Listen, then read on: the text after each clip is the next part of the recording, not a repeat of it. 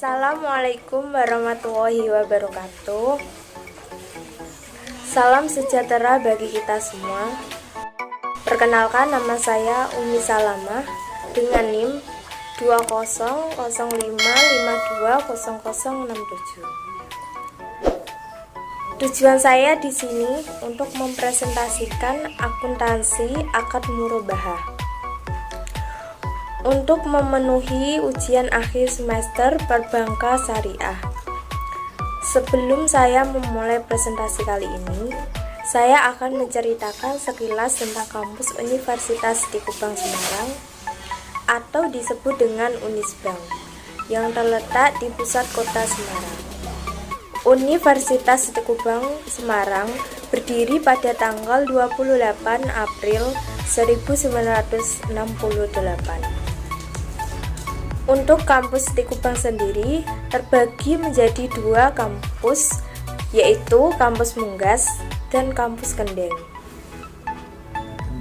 Universitas di Kubang Semarang yang berlokasi di ibu kota Jawa Tengah merupakan salah satu perguruan tinggi Semarang yang berbasis dengan teknologi informasi dan komunikasi, memberi kemudahan bagi mahasiswa untuk beraktivitas. Universitas di Kubang Semarang mempunyai 6 fakultas. Salah satunya Fakultas Ekonomi dan Bisnis dengan program studi manajemen S1, Keuangan D3, dan Akuntansi S1. Pada hari ini saya akan menayangkan hasil presentasi yang telah saya buat dengan tema akuntansi akad murabahah. Dan sebelum mengawali presentasi kali ini, marilah kita berdoa menurut agama dan kepercayaan masing-masing. Secara bersama-sama berdoa dipersilahkan. Yang pertama, saya akan menjelaskan materi tentang akuntansi akad murabahah. Yang pertama di sini pembahasannya pengertian murabahah, kedua definisi murabahah, 3 jenis dan skema murabahah, 4 objek jual beli, 5 PSAK 102.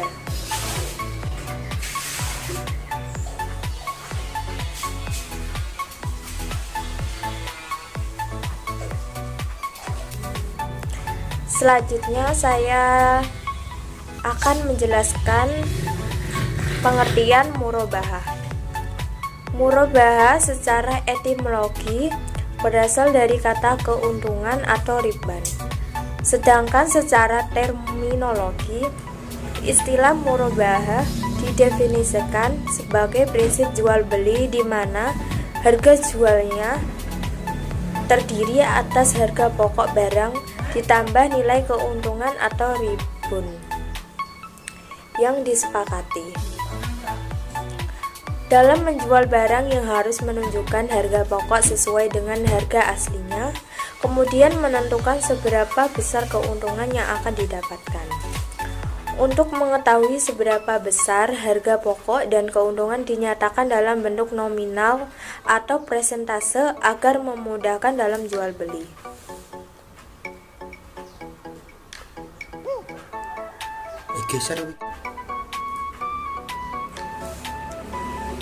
Selanjutnya ada definisi akad murabahah. Dalam definisi PSAK nomor 102 tentang akuntansi murabahah menjelaskan murabahah adalah akad jual dengan harga jual sebesar biaya perolehan ditambah keuntungan yang disepakati dan penjual harus mengungkapkan biaya perolehan tersebut kepada pembeli. Rukun murabahah ada 5, yaitu penjual atau bai, pembeli atau mustari, dan objek jual beli atau mabi, dan harga atau tesanam, dan ijab kabul atau pernyataan serah terima. Sebagai indikator saling ridho antara kedua pihak, yaitu antara penjual dan pembeli untuk melakukan transaksi. Adapun menurut pendapat yang sering diutamakan orang mengenai bagi hasil yang terdapat pada murabahah tersebut sama dengan bunga, sebenarnya tidak benar. Jangan sampai menyamakan sesuatu apabila belum mengetahui secara langsung prosedur yang sudah. Selanjutnya saya akan menjelaskan definisi akad murabahah. Yang pertama, pembelian barang dengan pembayarannya yang ditangguh. 2. Harga yang dibeli menggunakan harga asal. 3. Terdapat tambahan keuntungan dari harga asal yang telah disepakati. 4. Terdapat kesepakatan antara kedua belah pihak. 5. Penjual harus menyebutkan harga barang kepada pembeli atau harga produk.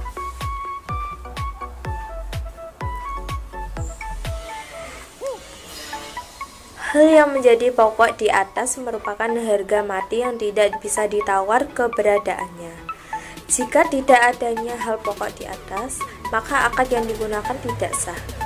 Karena pembelian harus mengetahui keadaan barang yang dibeli, harga pokok pembelian atau asal pembelian, dan semua harus transparan tanpa ada yang ditutup-tutupi antara penjual dan pembeli. Apabila semua tidak ada yang ditutupi, maka tidak ada lagi yang dirugikan satu sama lain.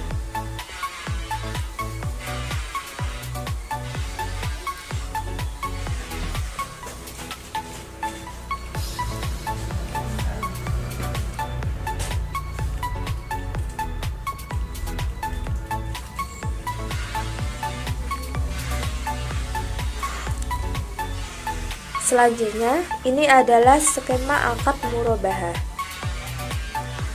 Dari penjelasan skema akad murabahah ini, yang pertama ada mitra pengajuan permohonan dan perjanjian pembelian suatu barang atau aset kepada KSPPS. Mitra dan KSPPS melakukan negosiasi persyaratan pembiayaan.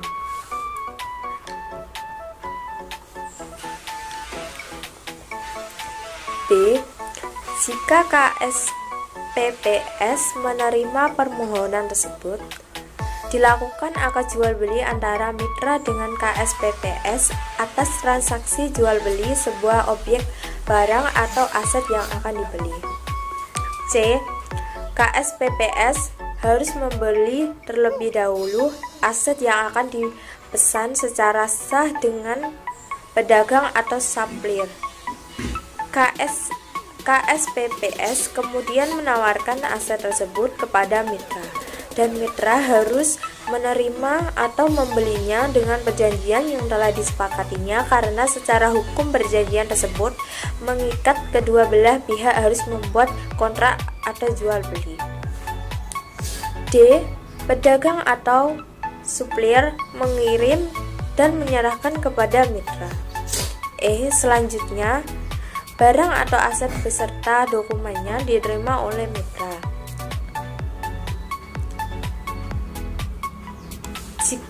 Jika mitra kemudian menolak membeli barang tersebut, biaya real KSPPS harus dibayar dengan uang muka tersebut. Jika nilai uang muka kurang dari kerugian yang harus ditanggung oleh KSPPS, dapat menerima kembali sisa kerugiannya kepada mitra. F. Jika mitra menerima barang atau aset tersebut, selanjutnya mitra membayar harga barang atau harga pokok pembelian plus margin yang telah disepakati tersebut pada jangka waktu tertentu nasabah serius. Waktu tertentu yang telah disepakati. G. Jaminan dalam murabahah diperbolehkan agar nasabah serius dengan pesanannya. Di sini bank dapat meminta nasabah untuk menyediakan jaminan yang dapat dipegang. Jaminan diperlukan agar memperkuat keseriusan dalam pembelian yang dipesan oleh nasabah agar secepatnya dicarikan barang yang sesuai dengan permintaan nasabah.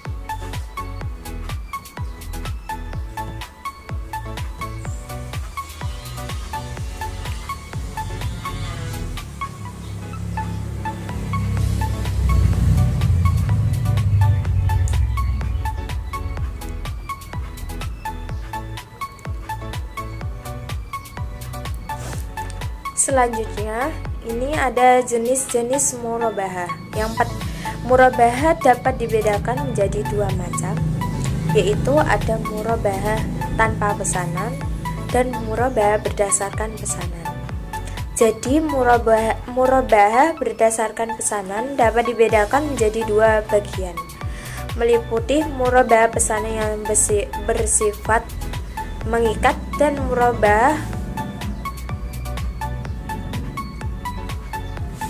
murabahah yang sifatnya tidak mengikat.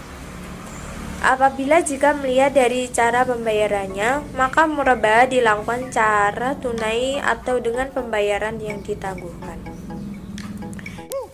Yang pertama adalah skema murabahah berdasarkan pesanan.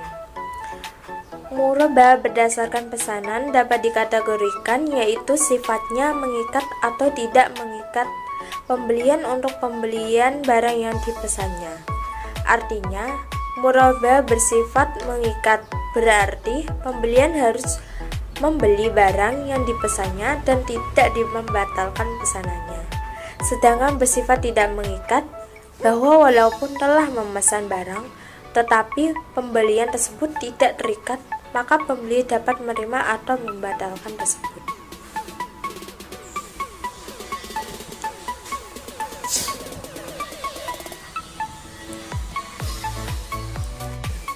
Yang kedua ini ada skema murabahah tanpa pesanan. Murabahah tanpa pesanan adalah akad murabahah dilakukan tanpa memperhatikan ada yang pesan atau tidak, ada yang akan membeli atau tidak. Pegadaian barang dilakukan atas dasar persediaan minimum yang harus dipelihara. Pada prinsipnya, dalam transaksi murabahah mengadakan barang menjadi tanggung jawab bank syariah sebagai penjual.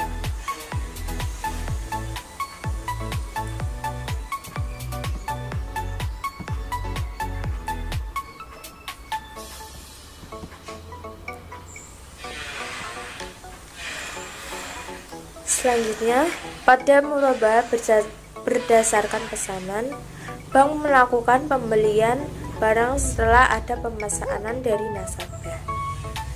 Bank dapat meminta uang muka pembelian kepada nasabah. Apabila barang sudah dibelikan, maka nasabah bisa melakukan pembayaran melalui angsuran ataupun bisa membayar pokok angsuran dan margin yang sudah diperjanjikan di awal pembayaran.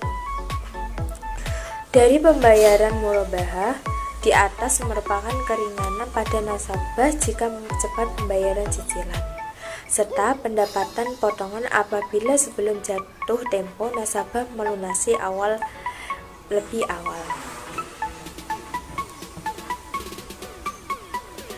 Tidak mau mengambil resiko jika pembayaran jatuh tempo itu merugikan kedua belah pihak. Pihak yang dirugikan selain bank yang kehilangan dana yang dipinjamkan, juga nasabah yang menanggung denda pasca jatuh tempo pembayaran.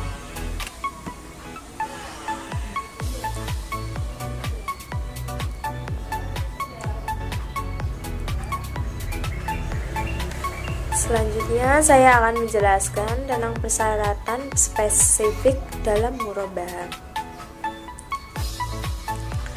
Pertama, ada barang yang harus diperdagangkan secara real. B. Valuta atau unit monitor apapun terkena hukum bai asyaf. C. Hukum murabahah mengenai dokumen kredit yang mewakili utang seseorang tidak terkena hukum tersebut. D. Penjual harus bersikap jujur. E. Di dalam murabahah penjual haruslah prospektif. E. Di dalam murabahah penjual haruslah prospektif. F. Harga disepakati antara pembelian dengan penjual atas margin atau keuntungan secara bersama. G.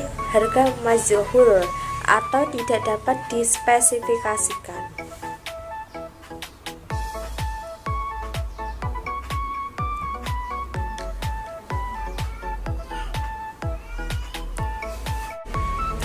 Selanjutnya saya akan menjelaskan tentang rukun dan syarat murabahah. Pertama, di sini ada syarat murabahah. Pertama, A. Ketika dilakukan akad pembeli dilarang diam setelah penjual melakukan ijab, dan berlaku sebaliknya bagi penjual. Bagi pembeli barang-barang tertentu dikhususkan untuk pembeli yang beragama Islam. Yang B. Objek akad disyaratkan suci, memberi manfaat, jangan ditaklidkan dan tidak dibatasi waktunya, milik sendiri dan diketahui dengan jenis spesifikasinya. C. Pelaku akad disyaratkan balik dan beragama khusus bagi pembeli terhadap benda-benda tertentu.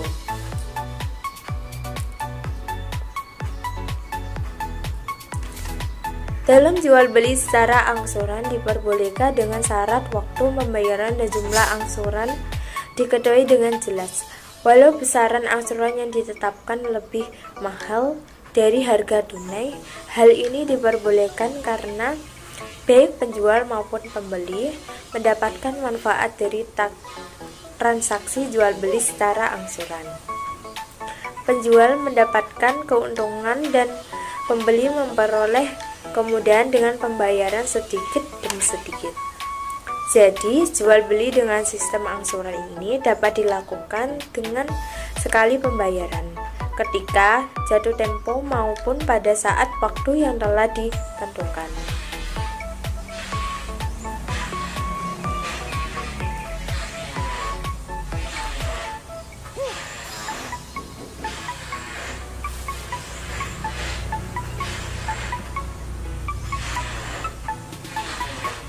Selanjutnya saya akan menjelaskan rukun murabahah.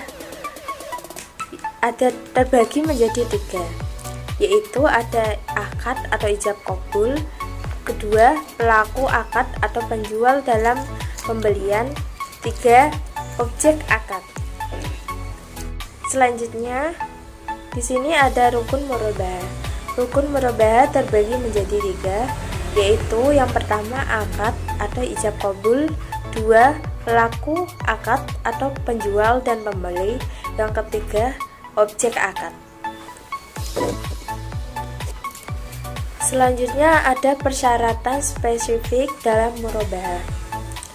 Ada beberapa persyaratan spesifik yang berkenan dengan syarat sahnya transaksi menggunakan murabahah terkait dengan peraturan murabahah dari segi barang yang dijual, harga orisinal yang penjual dibayarkan, biaya yang terkait untuk perhitungan total biaya yang akan menjadi dasar dari murabahah.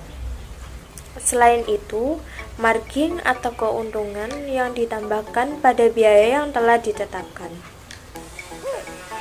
Berdasarkan ulasan di atas, persyaratan dapat dilihat sebagai berikut.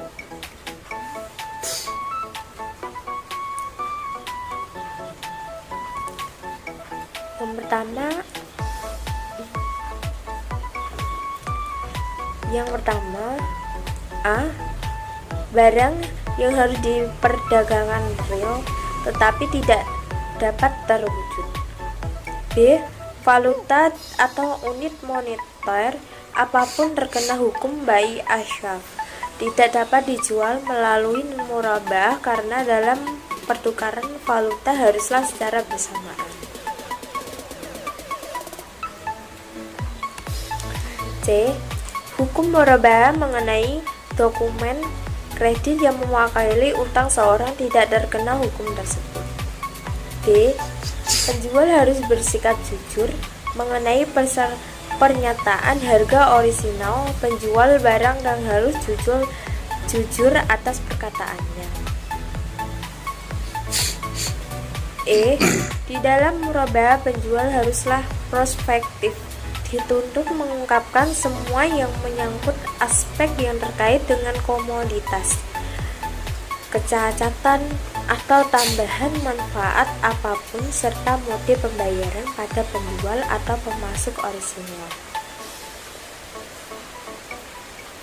Yang F. Harga harus disepakati antara pembeli dengan penjual atas margin atau keuntungan secara bersama. G. Harga majhul tidak dapat dispesifikasikan, tidak dapat menjadi basis bagi murabahah. Itu dikarenakan melibatkan kemiripan dengan ketidakpastian. Ini berakibat penjual murabahah tidak sah. H. Apabila penjual dalam pernyataan itu tidak benar atas harga orisinal atau biaya barang yang dijual, maka pembelian bisa membatalkan, kecuali penjual menyatakan yang sebenarnya terkait dengan perbedaan antara biaya real dan biaya yang dinyatakan.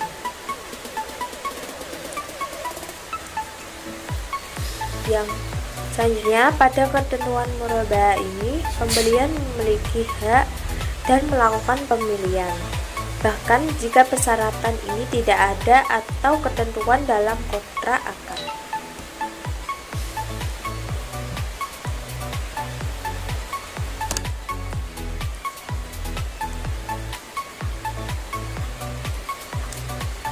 Selanjutnya, saya akan menjelaskan tentang pengakuan dan pengukuran murabahah PSAK nomor 102.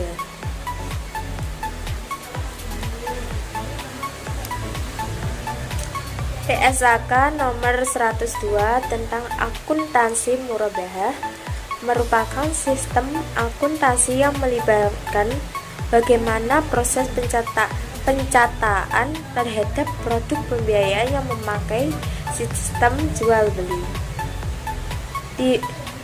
dari pihak-pihak jual terkait menjadi sistem akuntansi yang dapat diterapkan untuk lembaga keuangan syariah seperti bank, asuransi, lembaga pembiayaan, dan pensiun, koperasi, dan lainnya yang menjalankan transaksi murabahah. Menurut Nurhayati 2013 menjelaskan bahwa PSAK nomor 102 tentang akuntansi murabahah memuat definisi transaksi. Murabahah ini dapat memberikan penjelasan tentang karakteristik transaksi murabahah, yaitu perlakuan akuntansi murabahah menurut peraturan PSAK nomor 102.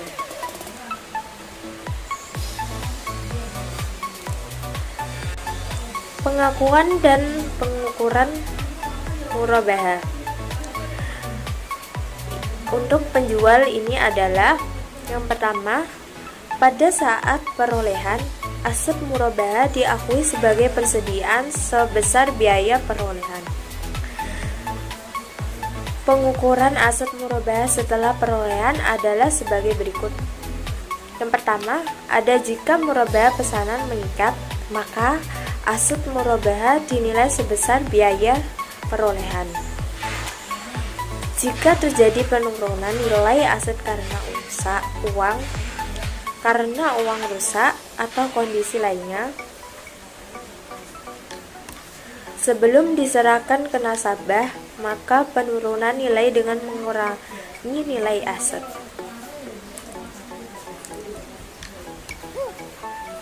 Kedua, jika murabahah tanpa pesanan atau murabahah pesanan tidak mengikat, maka aset murabahah dinilai berdasarkan biaya perolehan atau nilai bersih yang didapat direalisasi, mana yang lebih rendah.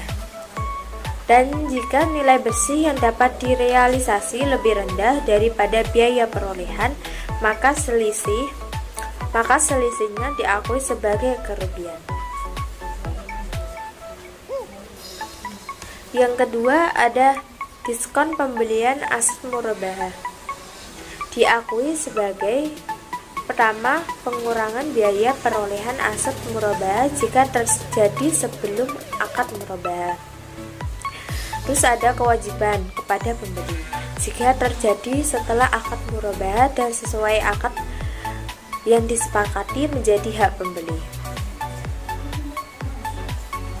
Terus tambahan keuntungan murabahah jika terjadi setelah akad murabahah dan sesuai akad menjadi hak penjual. Yang terakhir, pendapatan operasi lain jika terjadi setelah akad murabahah dan tidak diperjanjikan dalam akad. Yang ketiga ini ada kewajiban penjual kepada pembeli atas pengembalian diskon pembelian.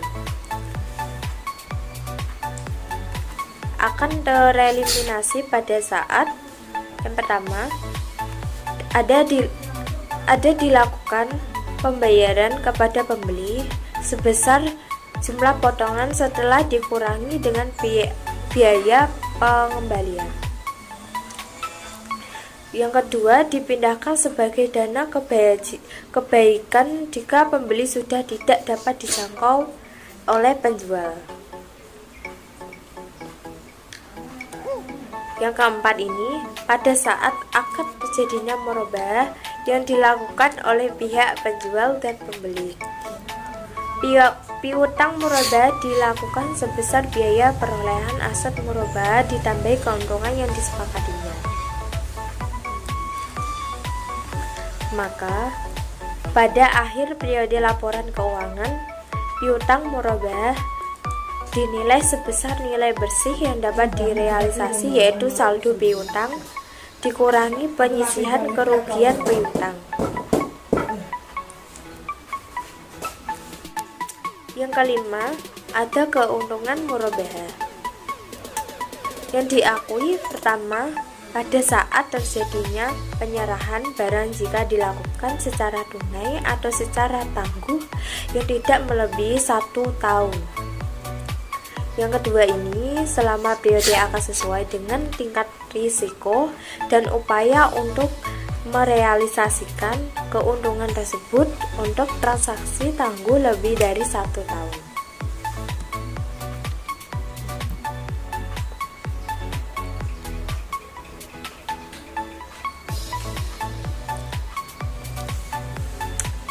Yang keenam, ada potongan pelunasan piutang murabahah yang diberikan kepada pembeli yang melunasi secara tepat waktu atau lebih cepat dari waktu yang disepakati, diakui sebagai pengurangan keuntungan murabahah. Yang pertama, pemberian potongan pelunasan piutang murabahah dapat dilakukan menggunakan salah satu metode sebagai berikut ini. Yang pertama ini ada diberikan pada saat pelunasan, yaitu penjual pengurangan piutang murabahah dan ketentuan murabahah.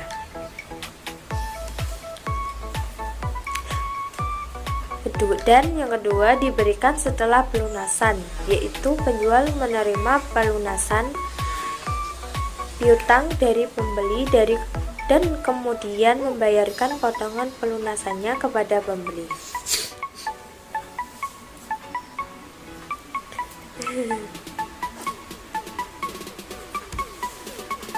Yang kedua ada potongan angsuran murabahah, diakui sebagai berikut. Yang A, jika disebabkan oleh pembeli yang membayar secara tepat waktu. Yang kedua ada potongan angsuran murabahah, diakui sebagai berikut. Jika disebabkan oleh pembeli yang membayar secara tepat waktu, maka diakui dengan pengurangan keuntungan murabahah. Gitu kan? Dan jika disebabkan oleh penurunan kemampuan pembayaran pembeli, maka diakui sebagai beban.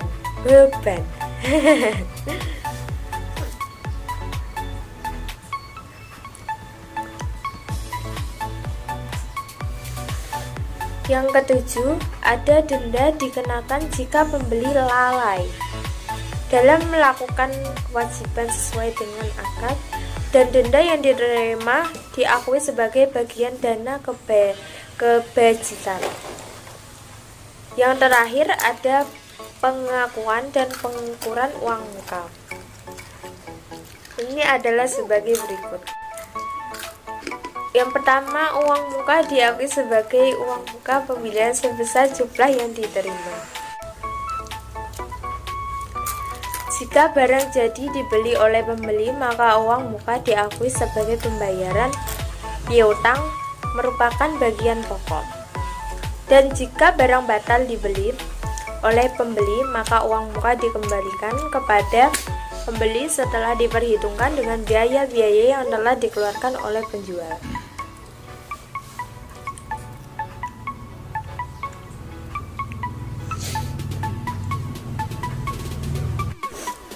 Selanjutnya, saya akan menjelaskan materi tentang pencatatan. Yang pertama, di sini ada pada saat perolehan, aset murabahah diakui sebagai persediaan sebesar biaya perolehan. Di sini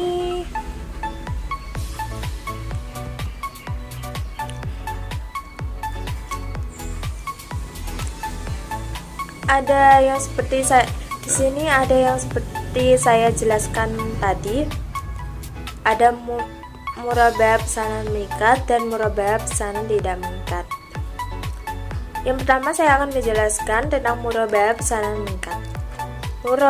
Untuk murabahah pesanan mengikat, pengukuran aset murabahah setelah perolehan adalah dinilai sebesar biaya perolehan. Dan jika terjadi penurunan nilai aset karena uang rusak atau kondisi lainnya sebelum diserahkan kepada nasabah, penurunan nilai tersebut diakui sebagai beban dan mengurangi nilai aset jika terjadi penurunan nilai utang murabahah pesanan mengikat. Seperti di gambar ini ada jurnalnya. Beban penurunan nilai posisi di debit, aset perubahan posisinya di kredit.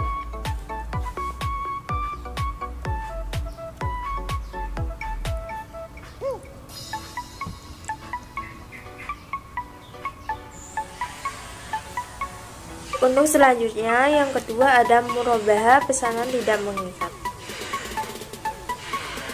Untuk murabahah tanpa pesanan atau murabahah pesanan tidak mengikat, maka aset murabahah dinilai berdasarkan biaya perolehan atau nilai bersih yang dapat direalisasi.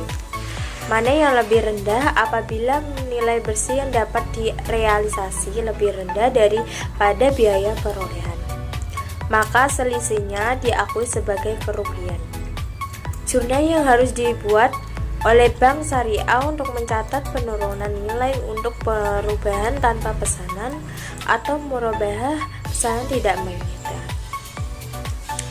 Di sini juga ada daftar jurnal kerugian penurunan nilai piutang. Ini di posisi debit dan aset murabahah posisi di kredit.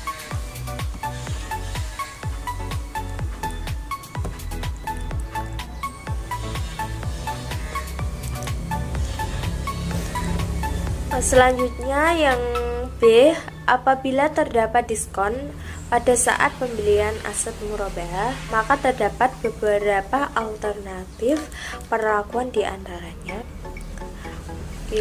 A, jika terjadi sebelum akad murabahah, maka diskon pembelian akan diakui sebagai pengurang biaya perolehan aset murabahah. Contoh jurnalnya, aset murabahah posisi di debit dan kas posisi di kredit.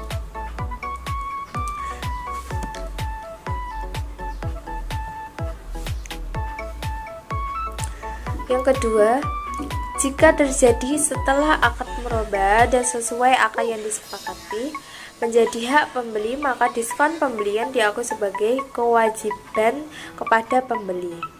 Contoh jurnalnya, ada aset murabahah posisi di debit dan kas posisi di kredit.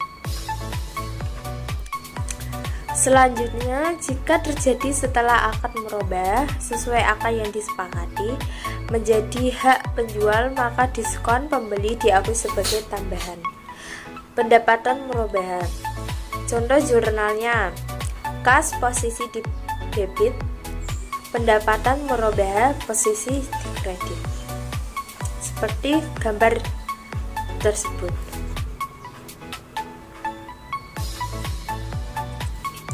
Selanjutnya yang keempat, jika terjadi setelah akad murabahah dan tidak diperjanjikan dalam akad, maka akan menjadi hak penjual dan diakui sebagai pendapatan operasional lain.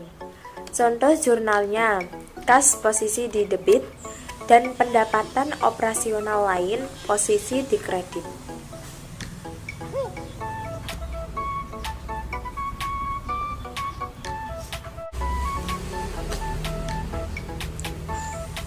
Yang C, kewajiban penjual kepada pembeli atas pengembalian diskon tersebut akan tereliminasi pada saat yang pertama, dilakukan pembayaran kepada pembeli sebesar jumlah potongan setelah dikurangi dengan biaya pengembalian jurnal.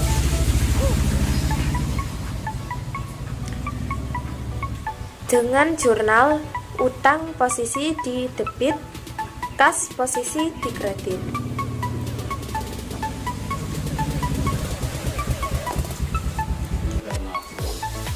Selanjutnya yang kedua, dipindahkan sebagai dana kewajiban jika pembeli sudah tidak dapat dijangkau oleh penjual. Contoh jurnalnya: debit utang, kas posisi di kredit, dan atau dana kewajiban kas posisi di debit dan dana kewajiban potongan pembelian posisi di kredit.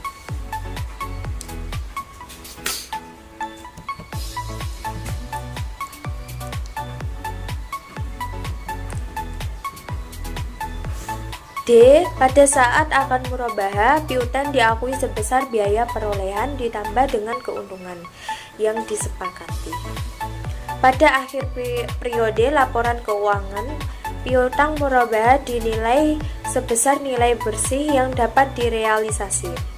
Sama dengan akuntansi konvensional, yaitu saldo piutang dikurangi penyisian kerugian piutang. Di sini ada contoh jurnal, yaitu beban piutang tak tertagih posisi di debit dan penyisian piutang tak tertagih posisi di kredit.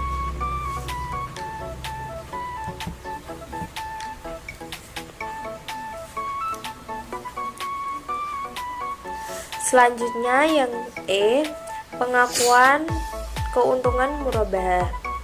Yang pertama ini, jika penjualan dilakukan secara tunai atau secara tangguh sepanjang masa angsuran, murabahah tidak melebihi 1 periode laporan keuangan, maka keuntungan murabahah diakui pada saat terjadinya akad murabahah. Contoh jurnalnya: kas posisi di debit, piutang murabahah posisi di debit, dan aset murabahah posisi di kredit. Pendapatan margin murabahah posisi di kredit.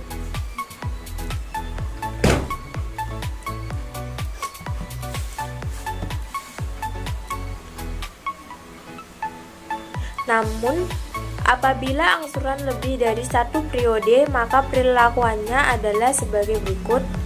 Di sini juga ada keuntungan murabahah diakui pada saat penyerahan aset murabahah dengan syarat apabila risiko penagihan kecil, maka dicatat dengan cara yang sama pada butir 1.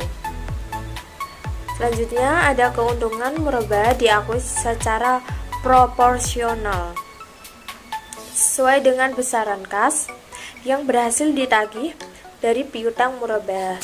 Metode ini digunakan untuk transaksi murabahah tanggung di aman ada resiko piutang tidak tertagih relatif besar dan atau beban untuk pengelola dan penagih piutang yang relatif besar pada saat penjualan kredit dilakukan.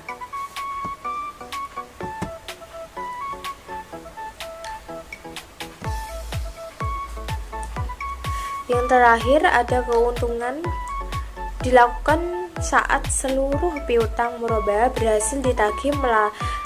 Metode ini digunakan untuk transaksi murabahah tangguh di mana risiko piutang tidak tertagih dan beban pengelola piutang serta penagihannya cukup besar. Pencatatannya sama dengan yang B tersebut yang sudah saya jelaskan tadi.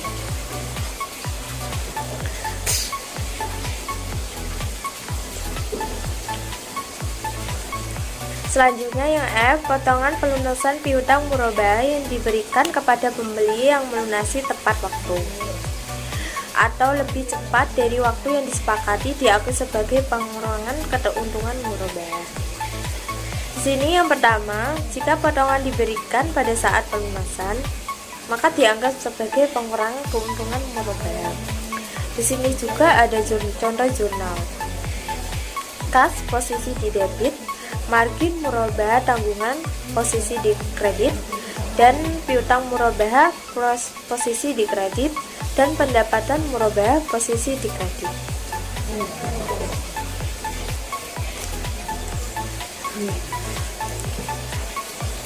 Yang kedua, jika potongan diberikan setelah pelunasan, yaitu penjual menerima pelunasan piutang dari pembeli dan kemudian pembayaran potongan pelunasan kepada pembeli. Contoh jurnalnya: kas posisi di debit, margin murabahah tanggungan posisi di debit, piutang murabahah posisi di kredit, dan pendapatan margin murabahah posisi di kredit. Nilai pendapatan margin murabahah sebesar saldo margin murabahah tanggungan.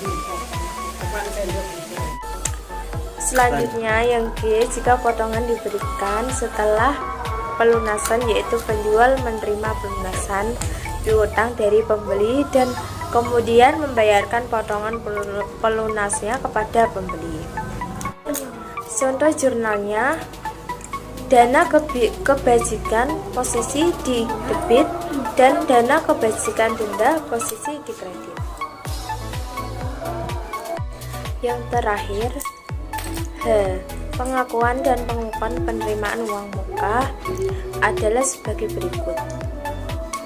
Ada uang muka diakui sebagai uang muka pembelian sebesar jumlah yang diterima. Yang kedua, pada saat barang jadi dibeli oleh pembeli, maka uang muka diakui sebagai pembayaran piutang atau merupakan bagian pokok. Yang ketiga, jika barang batal dibeli oleh pembeli, maka uang muka dikembalikan kepada penjual. Di sini juga ada zona yang terkait dalam penerimaan uang muka. Yang pertama, penerimaan uang muka dari pembeli. Contoh jurnalnya: kas posisi di debit, utang lain uang muka murabahah posisi di kredit. Yang kedua, apabila jadi dilaksanakan, ini contoh jurnalnya: utang uang muka murabahah posisi di debit, piutang murabahah posisi di kredit.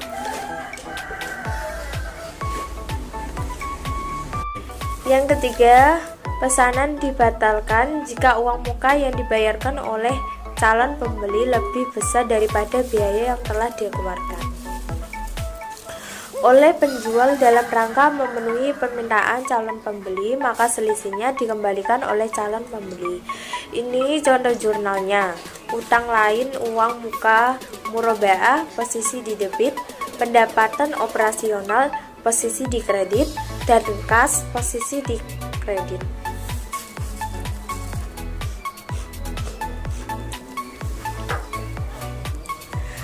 Yang keempat, pesanan dibatalkan jika uang muka yang dibayarkan oleh calon pembeli lebih kecil daripada biaya yang telah dikeluarkan oleh penjual. Dalam rangka memenuhi permintaan calon pembeli, maka penjual dapat meminta pembeli untuk membayarkan kekurangannya dan pembeli membayarkan kekurangannya. Contoh jurnalnya: kas atau piutang posisi di debit, utang lain uang muka murabahah posisi di debit, dan pendapatan operasional posisi di kredit. Yang terakhir ini ada jika perusahaan menanggung kekurangannya atau uang muka sama dengan beban yang dikeluarkan. Contoh jurnalnya, utang lain, uang muka murabahah posisi di debit, dan pendapatan operasional posisi di kredit. Sebelum saya mengakhiri presentasi ini, dan apabila ada tutur kata saya yang kurang berkenan di hati Anda, mohon untuk dimaafkan. Sekian presentasi dari saya. Terima kasih atas waktu Anda dalam mengikuti presentasi kali ini. Semoga dengan presentasi ini dapat menambah wawasan. Selamat siang dan sampai jumpa. Wassalamualaikum warahmatullahi wabarakatuh.